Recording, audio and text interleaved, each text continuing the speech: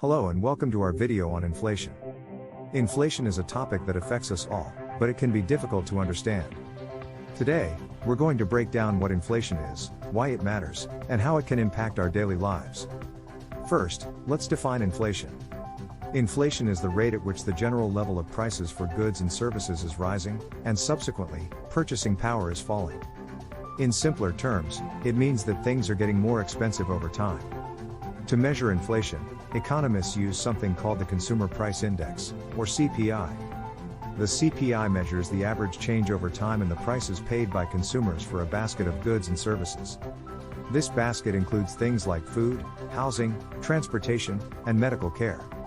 Now, you might be thinking, I can see that things are getting more expensive, but why does it matter? Well, inflation can have both positive and negative effects on the economy. On one hand, it can stimulate economic growth by encouraging spending and investment. But on the other hand, it can lead to higher interest rates, which can slow down economic growth. Additionally, high inflation can make it difficult for people on fixed incomes to make ends meet. So, what causes inflation? There are two main types of inflation: demand pull and cost push.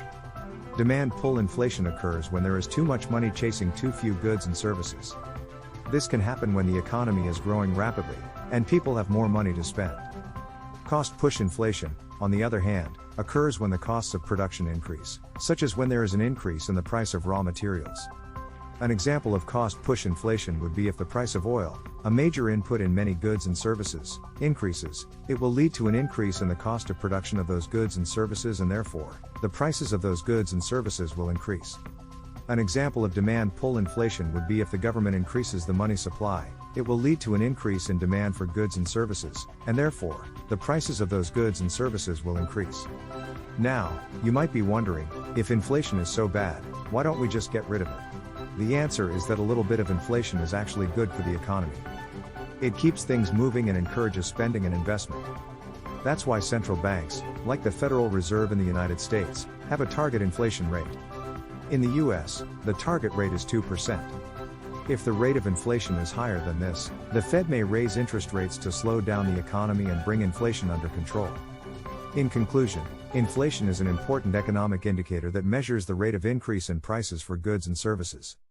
It can have both positive and negative effects on the economy, and central banks use a variety of tools to control it.